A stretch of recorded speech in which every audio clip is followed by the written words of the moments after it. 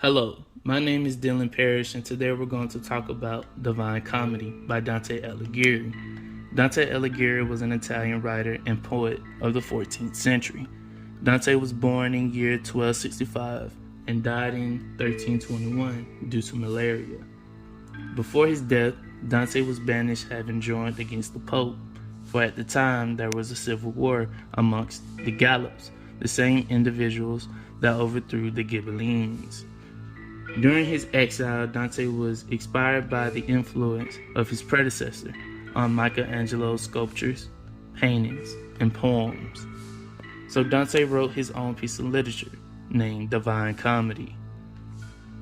In this long poem, we follow the adventure of a character also named Dante, as he travels with the Roman Virgil, who is Dante's guide through hell itself. Through Virgil, we learn that hell has 9 circles: limbo, lust, gluttony, greed, anger, heresy, violence, fraud, and lastly, treachery. Yeah, I know, that's a lot of levels of hell. Well, I, before reading Divine Comedy, did not realize hell had levels. If you ask me, Dante must have known or heard about the Quran of the Hebrew Bible. I believe Dante used prior knowledge of him being a Christian and learning the Quran to make such a text. For gluttony, greed, lust, and violence are part of the 7 deadly sins of man. These sins are mentioned all throughout the Christian Bible. In the Quran, paradise or heaven is depicted to have 7 levels, and this is why I made the connection. For the sake of time, I'm only going to go over the 4 I find the most interesting: the circle of limbo, lust, greed, and treachery. The circle of limbo sought of the unbaptized souls and pagans. The punishment was not severe, only having hopelessness for not accepting the Creator, God, and His will.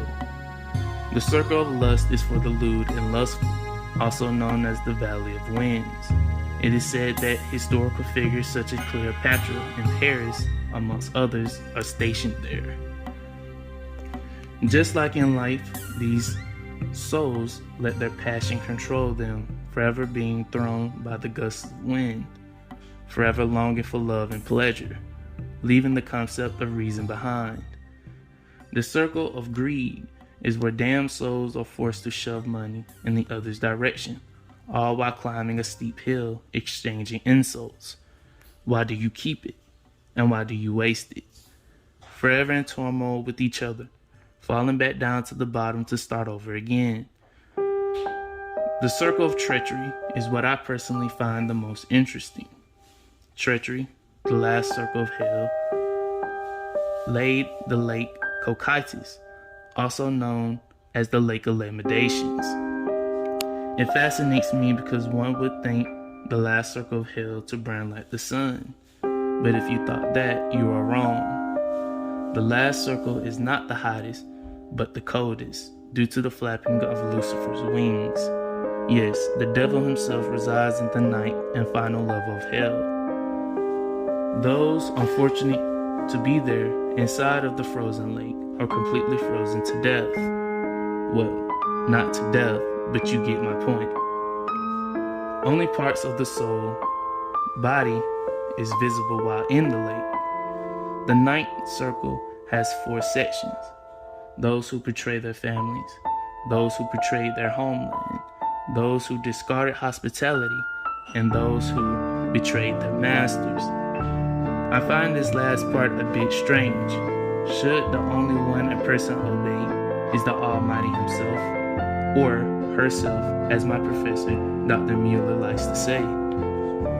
But then again, in the Bible, God says slaves should obey their masters, so it's not too far-fetched.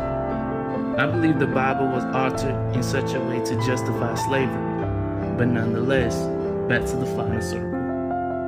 In the center of the circle resides Lucifer, the greatest of all traitors, the one who betrayed God, and get this, he's also trapped in ice. It is said he devours the 3 greatest traitors in history: Judas, Brutus, and Cassius. It is said after traveling beyond the ninth circle, Dante and Virgil found access to a place known as purgatory.